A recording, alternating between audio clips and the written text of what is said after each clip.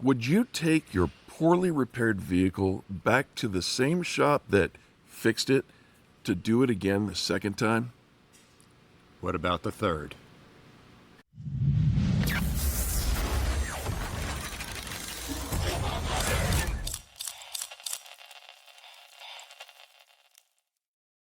Hello, everybody, and welcome back to another episode of the Airing of Grievances. My name is Eric Raymer. That is Robert Grieve, and as always, we are thrilled that you have taken time out of your day to join us for ours. It is our custom here to say happy Saturday. To you, sir. To my dear friends, thank you for tuning in and being part of what we got going on here. We appreciate you, your comments, your likes, your shares, all the rest of that. Thank you so much. Absolutely. And now, Rob, as we start today's episode, we asked the question, would you take your car that was poorly repaired at another shop, would you take it back for a second re-repair? And then you posed this theory of, well, what about a third? And it starts with the end of a short that we just put out this week. Yeah, last week we spoke about who holds the warranty. Right. And it used to be the insurance company was much more involved if you took it to one of their preferred repair places. Yeah. But now that seems to have changed, that, you know, the shop, if it's one of their preferred shops, that they get to re-repair the vehicle. They hold the warranty. Mm-hmm. And so we ended last week's video with this little piece of a short. Take a look. This is important because you're going to be forced to go back to the place that couldn't fix it right the first time. Right. And how are you going to know that it was fixed right the second time? That's a great question, Rob. How do you know? Well, in this particular case, the guest brought it back to me a second time. Grab your popcorn, folks. It's about to get real. And I want to point out for this thing, while there are safety items involved in it, it wasn't anything that couldn't be easily remedied. Okay. And instead of going through our whole process of disassembling the vehicle, having the shop come down, the insurer come down, all the rest of that to go over it, the guest and I decided, he asked me to put a punch list together for him. A punch list, a list of the things that you see still need attention. Right, and many of them he brought up that he wasn't happy with, but wanted to get another opinion on. Okay. So this wasn't all, the guest was not happy with the repair. We can start and end our video right there. That's true. So anyway, I'm going to read some of the punch list that I put together for the gentleman. Okay. And we're going to have some pictures scrolling while I'm talking about it. Yes. But the first thing that he brought up was, he said the windshield wasn't put in properly. It got a new windshield, and it got a new roof. Okay. And it got repairs on the roof rails, which we'll talk about. But he wasn't happy with the way the windshield was installed. All right. And so I looked down there, and as I looked down there, I saw that it wasn't a factory windshield. We did a video on that as well. I'll put the link to it up here somewhere, and you can check that out. But when we start scrolling through pictures, you'll see that what we call the cowl panel, where the window wipers park, Yeah. when they're not being used, was pushed down below the windshield, exposing the bottom of the windshield, which isn't supposed to be the case. And actually, the windshield wiper appeared to be pushing it down. Right. So he had a legitimate concern. Mm-hmm. But let me just read a little bit of this, and then you can scroll some pictures while I'm talking. All right. Here's a summary of some of the items we reviewed together while looking at the Prius. Regarding your windshield that was installed, Toyota notes the following. When replacing a windshield glass of a vehicle equipped with forward recognition camera, which this has, make sure to use Toyota genuine part. The windshield installed in this vehicle does not indicate that it's a Toyota glass. Your policy may prioritize the use of non-OEM parts, but generally aftermarket parts must replace form, fit, and function. This is especially true if there are advanced driver assist systems like a forward-facing camera installed in this vehicle. Where the glass currently sits across the roof line and at the lower cowl area is inconsistent and calls into question the fitment, form, and possibly the installation. Reasonable. Yeah. Going on, the paperwork we reviewed together indicated both side curtain airbags were removed and then reinstalled. Pretty important piece. Sure. Toyota procedures indicate much, if not all, of the attaching hardware for the curtain airbags are one-time use. Yeah, we've talked about You that. take them out, those don't go back in. You have to replace them with brand new. Right. So one-time use and need to be replaced when removing and reinstalling the curtain airbags. I did not see any one-time use attaching hardware noted on the paperwork. Also regarding the airbag system, Toyota requires disconnecting the SRS, supplemental restraint system, or airbag module, when any electric welding is being performed. I did not see that mentioned on the paperwork we reviewed either. And that's an important piece, and it's been that way for at least a decade, if not more. Sure. Again, many of these are small items. Yeah. So the roof trip molding on the driver's side is missing a clip at the front by the windshield. All right. Sure. The driver's side black rear roof molding has scratches consistent with the loss still evident. Oh, yeah. And so you'll see little white scuff marks, because what happened is a garage door came down as the vehicle was driving through. Okay. So it scraped it front to rear. Ouch. And those scratches are still there. They should have been, the part should have been replaced, or whatever the case may be. Let's see. The refinish work performed overall contains a considerable amount of dirt and debris. The left roof rail appears to have scratches that have been painted over and other paint defects. The right roof rail appears to exhibit possible solvent popping. These are all bad things. Yeah. But can be corrected with color sanding and polishing most times. That's kind of a finish. It is a finish. It's a special art Yeah. of going and sanding the new paint with a very fine grit, maybe 1,500 grit, sometimes up to 3,000 grit, Wow. sandpaper, and then polishing it with a buffer. Okay. And that can remove a lot of that stuff. When we opened the lift gate, the right and left troughs appeared to have very rough open blends. And then I talk about the Toyota position statement that talks about open blends and that they're not allowed. Just for the folks who might not know what an open blend is, you're talking about a paint line.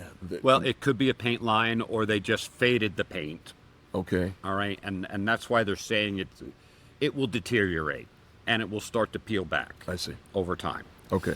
And there's supposed to be a certain mill thickness. So when you put coats of paint on, there's mills attached to that. Okay. As to how thick it is. Got it.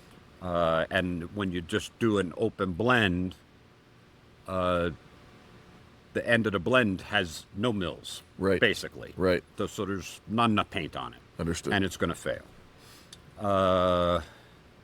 Other issues, the guest pointed out, the sun visor attaching clips are broken. Take a look at these side-by-side picture here. This strikes me as being one of the most egregious, obvious, how could you not fix that? Just from a consumer point of view. Yeah. Well, they took the headliner in and out. Right. To put the new roof on. Yeah. But those clips, when they took them out, they must have broke, which is not uncommon. But you put new ones back in. You don't should. leave them hanging there like that. Right. Again, not a big deal, but it's a real annoyance to the consumer. Absolutely. And in this day and age, the devil is in the details. Yeah. And this person is very detailed.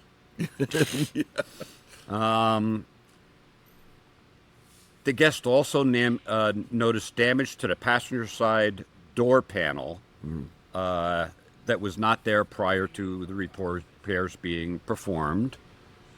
And let's see, there was marks in the headliner the guest said were not present prior to the repairs. And so that's the meat of it. And again, they're all fairly small things, but this guest wasn't happy. Well, and let me just kind of summarize here. They took their car to the preferred collision center, Yep. the insurance preferred collision center. They got it back. Were not happy with the way things came back, so they brought it to you. Yep. And then you made this list. I made this list. Yep. And then did they take it back to them? Yes. The point was, here, take the list, go back to the shop, and see if they'll address these things. Okay. All right. And so many of them they did address very, very well. Like they did something with the headliner, whether they replaced it or I don't know what they did with it, but it looks great. The window visor clips are secured. Back where they should be. Yeah, the door panel is either repaired or replaced, but I can't tell. It looks new to me. If you can't tell, it's probably new. Yeah. So, they put a lot of effort into it, and one of the things they did was like I said, color sanded and polished the painted areas, Okay. which made it much, much better. Right. So they put some effort into getting it back to what it should have been. So it's ship shape now, right? Well, not quite. It actually, it might be worse. What? So let's just take it this way and look at inside the trough, because you saw the pictures from before. Yeah. And now you'll do a side-by-side of the before On one side. and And the what it after. is today, Yeah. after. And So describe what we're looking at here, because I see the circles that you made, but what are you circling? so it's probably a combination of primer Okay. that the paint didn't cover. So that's a blend. That's an open blend where we psh, psh, psh, psh, Got it. all right? And there wasn't enough color to hide the primer. Okay. Or it's just and just the remnants of the psh, psh, psh, because it's all like rough and everything. Okay. So what they did is somehow removed the bulk of it, but they didn't seem to get it all. They tried to clean it up, It looks better.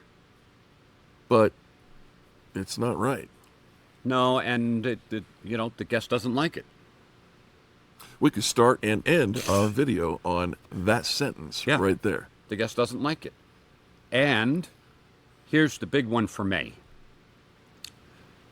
When they color sanded and polished, now remember I said the process is you're going to sand the new paint Yeah. with, maybe some 1,500 to 3,000 grit sandpaper. I'm not even, I'm sorry to cut you off, but I'm not even a repair expert, but I know a burn mark when I see one. Yes. When they were polishing the dirt, which there's plenty of dirt still left there, but they burned through the paint. Yeah. They took a layer of the paint off. And this is going to continue to get bigger and bigger and bigger, especially being on a roof in Colorado with our sun. That's for There's sure. no UV protection there. Yeah. So, that's a problem. So now what happens? Does he take it back to them for the third time?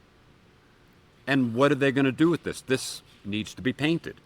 And not just painted in that little area. The whole roof needs to be painted. Okay. Maybe we should have led with this, and I don't know the answer. I truly don't, so I'm going to ask you right here, and it may or may not make the video.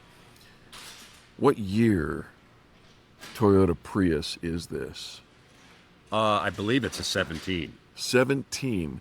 So we're looking at somewhere in the neighborhood of 9 or 10 years post-production. Is there a chance that this thing totals? If you got to repaint the roof and all that? I doubt it. Okay. I doubt it. We don't make those decisions. Yeah, that's the insurance. The insurance company decides what's a total or not a total. Yeah. But in this particular case, you know, and there's also a spot similar to this on the other side. I just was not able to get a very good picture of it.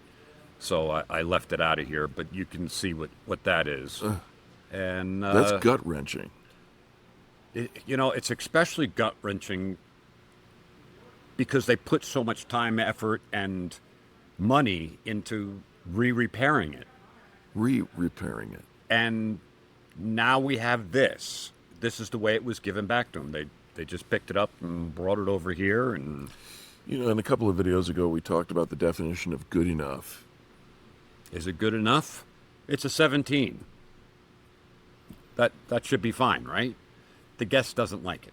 We could start and end our video on that sentence alone. Yeah. Rob, this is, I'm grateful that he knows to bring it back to you to get solid counsel, right? And your hands are tied. You can't jump in and fix this thing for them. No. But because of these videos and the education that we try to provide to our guests, he at least has the voice of reason. Yeah. And he's grateful. Of course. He's grateful. But I think now, instead of going back to the shop, he's going to be contacting the insurance company that said they provide a warranty for it, because he doesn't want to go back there anymore.